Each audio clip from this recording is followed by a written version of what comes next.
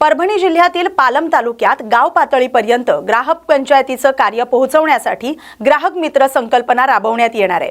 विविध गावांमधून ग्राहक मित्रांच्या नियुक्त्याही जाहीर करण्यात आल्यात।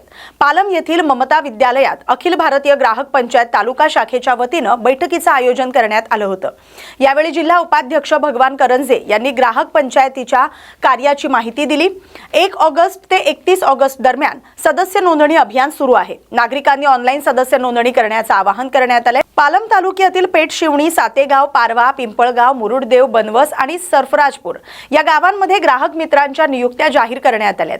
ग्राहकांच्या हक्कांबाबत जनजागृती आणि मार्गदर्शन करण्यासाठी गाव पातळीवर हे कार्य केलं जाणार असल्याचं भगवान करंजे यांनी सांगितलंय। आजच्या या बैठकीमध्ये की अखिल भारतीय ग्राहक पंचायत ही राष्ट्रीय स्तरापर्यंत पोहोचलेली आहे। भारतभर ग्राहक पंचायतचं काम, ग्राहक हिताचं काम चालतं, परंतु गेल्या आठवड्यामध्ये आमची ऑनलाईन बैठक झाली। त्या ऑनलाईन बैठकीमध्ये अखिल भारतीय ग्राहक पंचायत ही वंचित शोषित या घटकापर्यंत पोहोचण्यासाठी गावखेड्यापर्यंत अखिल भारतीय ग्राहक पंचायतचं काम पोहोचलं पाहिजे। त्याच्यासाठी गावागावामध्ये की ग्राहक मित्र नेमून त्या ठिकाणी शोषित वंचिताचं आपल्याला काम करायचं आहे, त्यांच्यासाठी काम करायचं आहे। आणि ज्या ग्राहकाची फसवणूक, अडवणूक होते, पिळवणूक होते, त्या ग्राहकाला न्याय मिळवून देण्याचं काम अखिल भारतीय ग्राहक पंचायतच्या माध्यमातून। दैनंदिन जीवनात लागणाऱ्या किराणा मालाच्या किमती वाढल्यानं सर्वसामान्य नागरिकांना महागाईचा सामना करावा लागतोय। साखर, खाद्यतेल, शेंगदाणे तसंच श्रावण महिन्यातील उपवासाच्या पदार्थांच्या दरात वाढ झाल्यानं घर खर्चाचं आर्थिक गणित बिघडलंय। त्यातच रोजगाराच्या मर्यादित संधी आणि वाढता खर्च यामुळे सर्वसामान्यांच्या अडचणी वाढल्यात। महागाई अशीच वाढत राहिल्यास दैनंदिन वापरातील काही वस्तू सामान्यांच्या आवाक्याबाहेर जाण्याची भीती व्यक्त होते। माझं नाव नितीन पिंपळे, मी पिंपळे किराणा स्टोअरचे संचालक।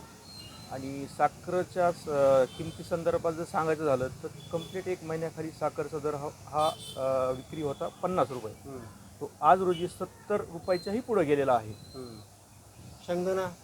शेंगदाण्यामध्ये सुद्धा जवळपास 10 ते 15 रुपयाची वाढ ह्या महिन्यामध्ये झालेली आहे। तेलाचे भाव काय वाटतं? तेलाच्या भावामध्ये बऱ्याच प्रमाणामध्ये वाढ आहे।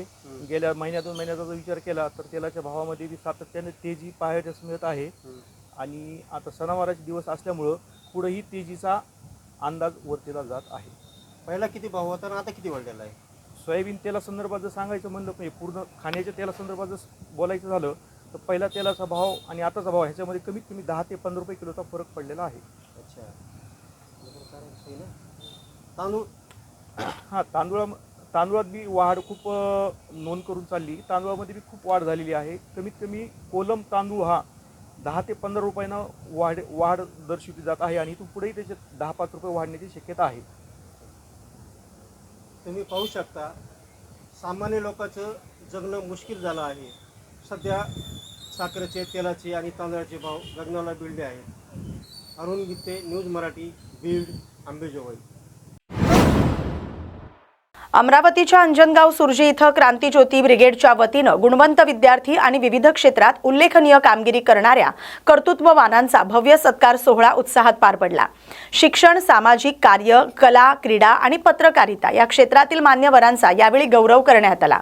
अंजनगाव सुर्जी येथील मोती महल हॉलमध्ये रविवारी हा कार्यक्रम आयोजित करण्यात आला होता। या कार्यक्रमाच्या अध्यक्षस्थानी माजी आमदार रमेश बुंदिले होते।